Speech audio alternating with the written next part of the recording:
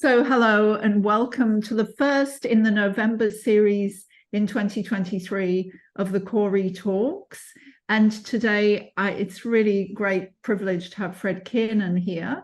But before I introduce Fred and his paper, I would just like to take this opportunity to reflect on the fact that we're coming to you today from the lands of the Boon Wurrung and the Wurundjeri peoples of the Eastern Kulin Nation, and pay our respects to their elders past, present and future, and acknowledge that these lands were never ceded and that First Nations people everywhere have such a powerful connection not only to their country and culture, but through those means, artistic practice.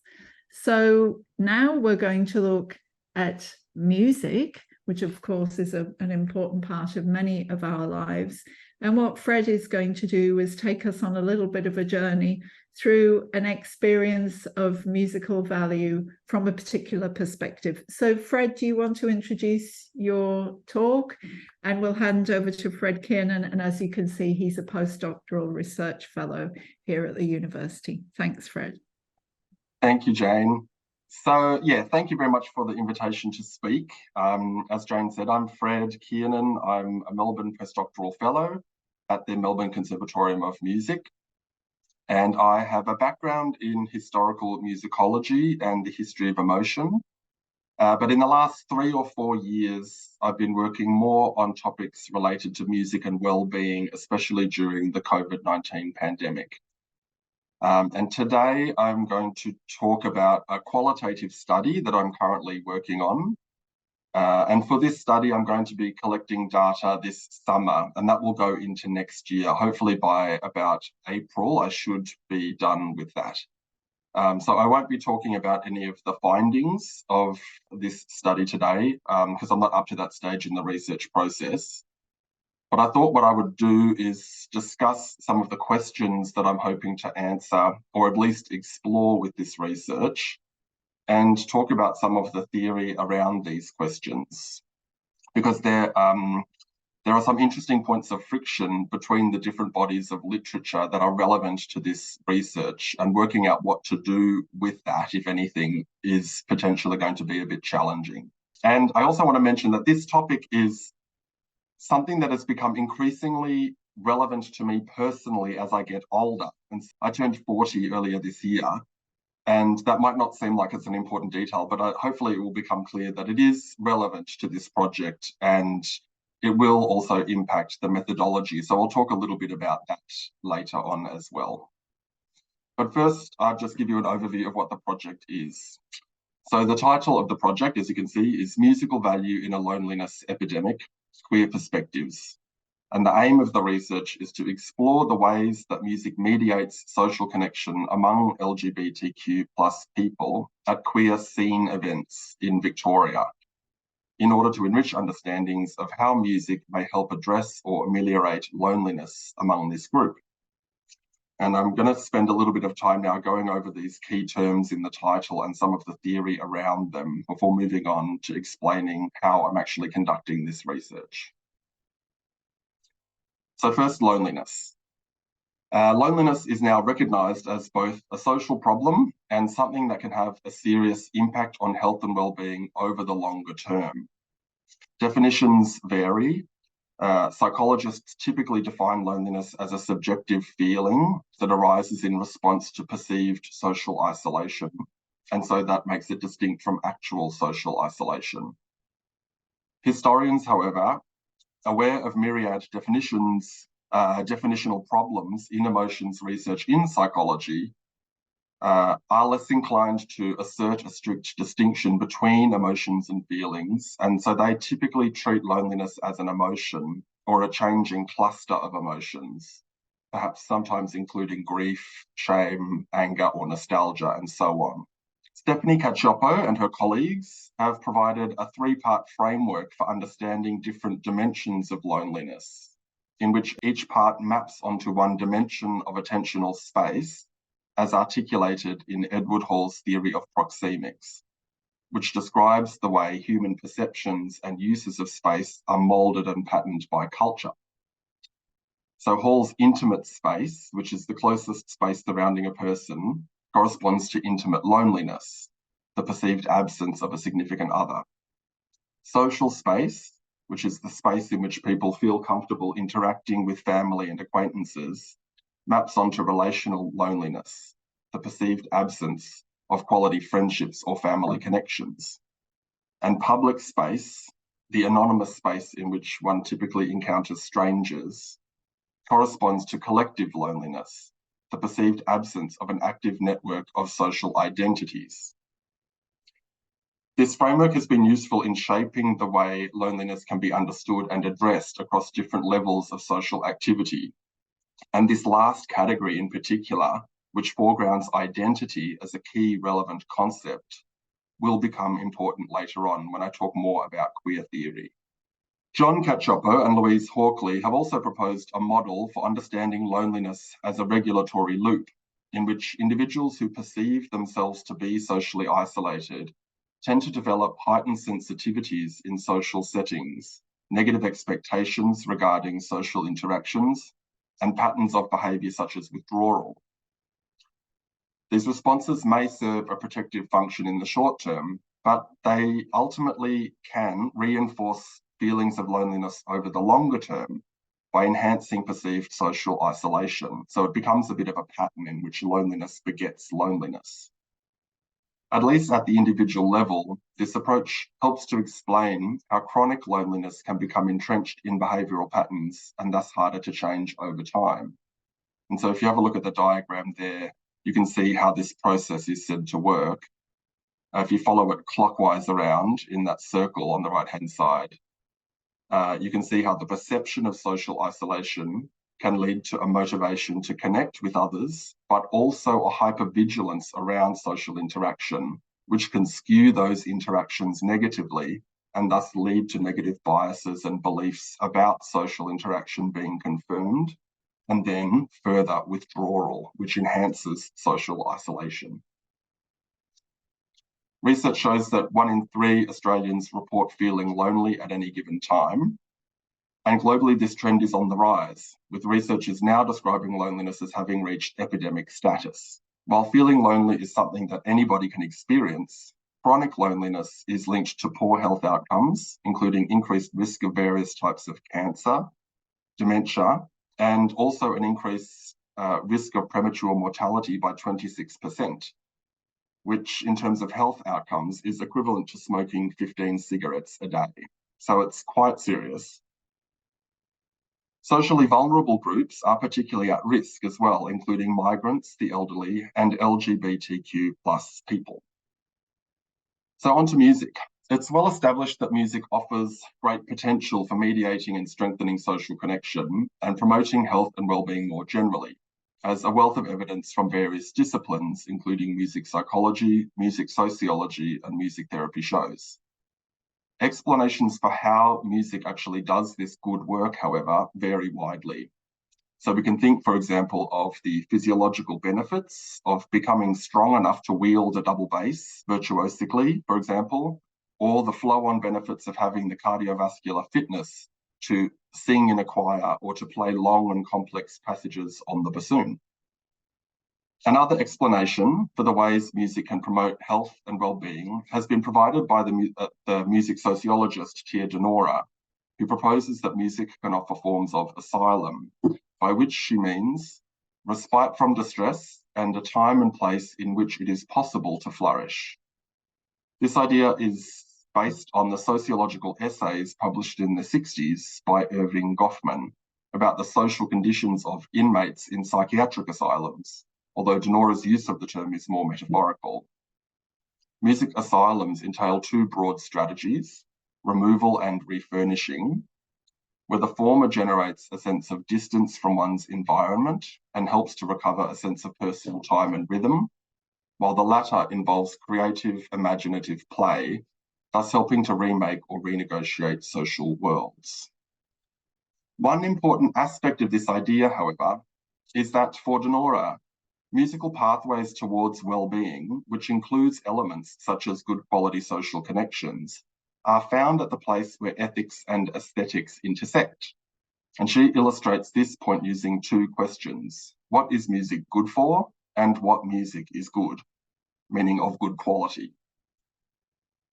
The first question can be answered using the methodological approaches that pay attention to health-related impacts like those already mentioned, such as before and after tests for changes in cardiovascular capacity or muscle strength or cognitive function, and so on, as a result of a musical intervention. The second question, however, focuses entirely on aesthetics, on the idea that goodness can be found in music and that this is something that is good for people in a literal sense. By doing this, Denora deliberately steers away from the intervention paradigm, which sometimes tends to explain music's health and well-being related benefits in terms of dose-response analogies, and thus likens music engagement more closely with pharmaceutical science than culture making. Instead, she treats music as an aesthetic technology for living and argues for the importance of slow, up-close, ethno-methodological studies of music in action that consider the ties between human health and well-being and our thinking about what counts as good music or bad music, or neither, or something in between, in a specific context. Denora's idea strongly suggests that the ways in which social connection may be fostered by a shared musical experience is tied closely to the ways that people in that context think about what counts as musical quality.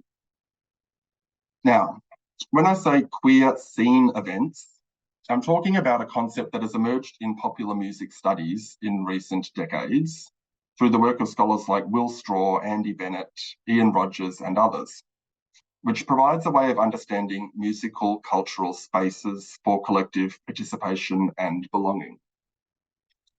Scenes can transcend physical parameters of space and place, as in the case of local, translocal, and virtual music scenes. And scene activity can take a variety of forms, from regular attendance at concerts or gigs, through to more individualised modes of public and private music listening. But what links these practices together is, quote, an effective sense of oneself as a part of something that is alive, both in a physical and temporal sense and woven into the cultural landscape. That's Andy Bennett and Ian Rogers' quote. It is potentially useful to think about scenes by analogy to the theatrical scene, where individuals enter the stage, take on roles to perform, and later leave the stage, perhaps to join a different one. The music played, performed, and heard at scene events, for example, at pubs, parties, or club nights, where people regularly gather in music to socialise, often plays a crucial role in defining the aesthetic parameters of a scene and in communicating ideas about what constitutes scene participation, such as modes of stylistic expression. However, scholarly literature on queer scenes is marked by stark differences in the ways it approaches topics relevant to research on loneliness and social connection, such as identity, community, and family, and what constitutes queerness in the first place. A significant portion of the available literature is grounded in understandings of queerness that reject the use of the term queer as an umbrella concept that refers to all LGBTQ+ people, instead preferring a radical anti-assimilationist politics of subversion grounded in or traceable back to the philosophy of deconstruction that challenges identity categories per se, including those like lesbian and gay. This view advocates for resistance against institutions and forms of social organisation modelled in any way on heterosexual relational practices, such as marriage and kinship family. It is interesting then to me to consider how this literature sits somewhat uneasily alongside recent arguments that queer relationality may be tied in important ways to biogenetic family, and research that indicates marriage and supportive family networks can act as protective factors against loneliness. In addition, several decades of research using what is called the social identity approach to health which comprises social identity theory and self-categorization theory based on the studies of Henri Teifel and Joel Turner in the 70s and 80s, and which is being advanced in current research up at the University of Queensland, for example, by scholars like Genevieve Dingle, Catherine Haslam, and their colleagues, in attempts to address loneliness specifically. This clearly argues that social connection is fostered in part via the establishment of a stable self-identity and the internalization of aspects of a group identity into one's self-identity. This shared social identity becomes an internalized shared sense of group membership and can play a very important role in mitigating feelings of loneliness and enhancing social connection. But it relies on permitting oneself to lean into and embrace one's own social identity, rather than constantly having to subvert, trouble, destabilize, or problematize it, as radical queer theory typically instructs us to do. So all of this is to say that the question of whether and in what ways shared experiences of togetherness in music may enhance social connection and potentially address loneliness among LGBTQ+ people in Victoria is connected to vast and complex bodies of theoretical literature and social and political discourses around what constitutes and legitimizes queerness. And in my opinion, it suggests that empirical ideographic approaches aimed at understanding the nuances of LGBTQ+ people's lived experiences and perspectives within very specific contexts are needed. And at least for now, I think that this is true in spite of the fact that there are ongoing debates about whether the epistemologies underpinning the methodologies of queer theory and the social sciences can ever be reconciled. So this takes us back to the actual project that I'm doing, whose aim, I've just put it back up there on the slide. The aim is to explore how music mediates social connection among LGBTQ+ people at queer scene events in order to address loneliness, if possible. And I'll talk a little bit more about this actual project now, the study objectives and the methodology here. So I've identified 5 objectives, which I think will help me achieve this aim. The first is to understand the experiences of LGBTQ+ people of various ages, 18 and over, at different queer-oriented music scene events in metropolitan, regional, and rural Victoria. The second is to examine how ideas about queerness are represented and communicated by organisers of those events via textual media. The third is to capture the perspectives of scene participants regarding what makes a given musical event queer, which qualities might make the music played or performed at that event queer, what constitutes queerness more generally, and how these things may or may not inform participants' experience of that event. The fourth objective is to articulate my own position as a gay man in relation to queer music scenes and my own stories and experiences of such scenes. And lastly, to consider the above findings in terms of discourses about social connection and loneliness, and identify new potential musical pathways towards enhanced social connection for LGBTQ+ Victorians. I've decided to use a case study approach in this research. So up to 5 case studies will be chosen, and I've been involved in talks with people who run such events for some time now. Actually, all year I've been involved in these talks while I've been preparing the ethics, and they are very interested in the research, which is great.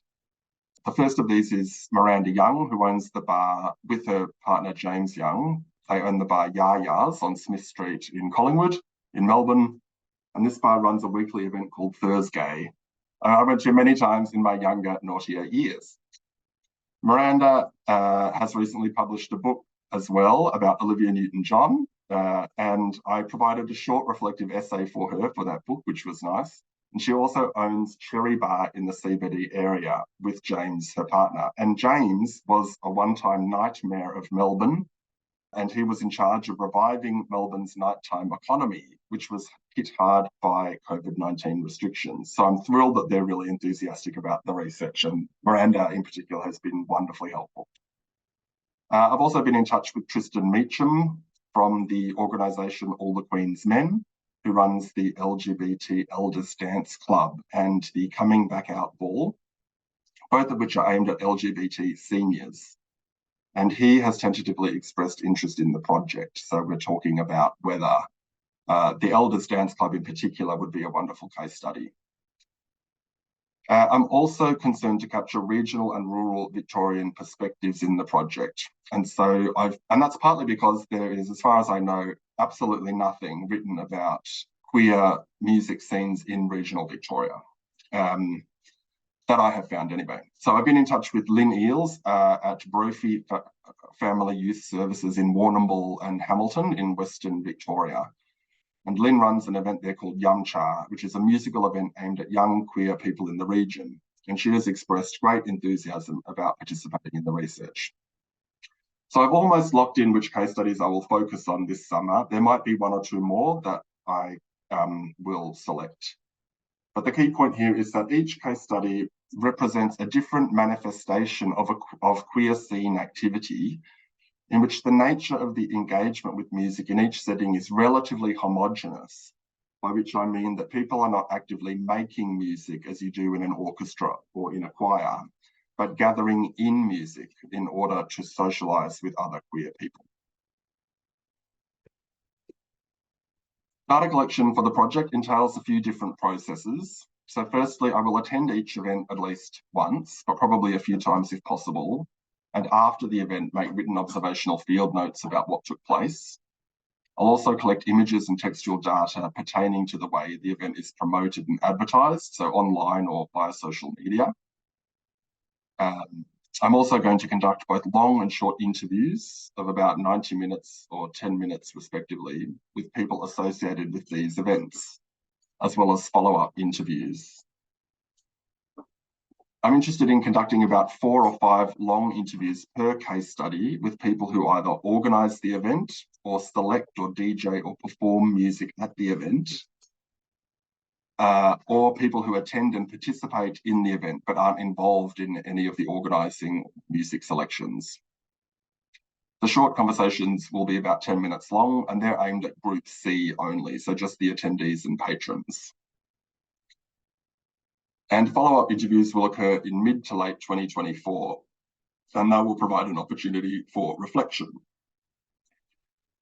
The interview questions focus on participants' involvement in musical events targeted at LGBTQ+ people, the musical experiences that they may have had as a member of an LGBTQ+ community, the way participants interpret those musical experiences, and their potential links with social connection and loneliness. And we will also discuss how the participant understands the idea of queerness, how this may be shaping or interacting with their own identity and sense of self, and how this may or may not be expressed in the kinds of music that the participant feels really fit or work in that setting. An EOI process for the interviews will also help me ensure that I capture a range of perspectives in the study, including diversity across gender, age, cultural background, and so on. Lastly, I'm also going to be undertaking an autoethnographic process in which I document my experience of conducting the research in a reflective journal. This point speaks to the personal relevance of the project to me, as my own stories of loneliness and social connection in relation to LGBTQ+ communities and music scenes have naturally motivated the research. This journaling process will allow me to address crucial issues, such as the specific ways that my privileges and disadvantages, such as those that come with being a white male in this world and those that come with being a gay man in this world, intersect and inform the research process. This journaling will also provide a forum within which unconscious existing assumptions and attitudes that I'm likely to hold in relation to the research topic can potentially gradually become clearer to me and be challenged. For example, through critical self-reflection or through bracketing during data analysis of other qualitative data. The presentation of the findings will take the form of a book, but the autoethnographic aspect is quite open in this regard. It points towards potentially more imaginative and creative modes of presentation, including novel, memoir, short stories, and so on. At this point, I'm open to any and all modes of presenting the autoethnographic aspect of this study, and I haven't decided what I will do. So I'll conclude there, and hopefully my puppy is not creating too much noise because he's found a paintbrush nearby. And I think at this point, I can conclude only really by saying that because the research is still underway, I don't have any key takeaway messages for you yet. But what I hope to have done so far is lay the groundwork for a rich qualitative study, which I hope will illuminate some of the forms of social value that music holds for queer people in Victoria, especially with regard to the way it mediates social connection in the bars, pubs, nightclubs, and other music venues that queer people like me are so often drawn to.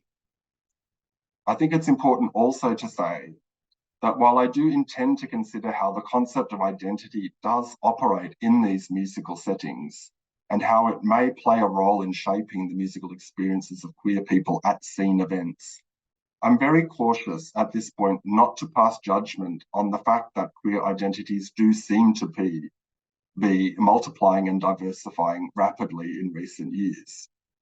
I suspect that there is a generational aspect here, which I hope to tease out a bit, if possible, in the study through conversations with queer people of all ages, but over 18 as a minimum.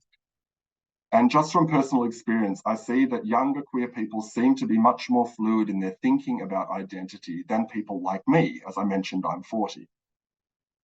Or even older gays, lesbians, and trans people involved in the activism and civil rights movements of the later 20th century.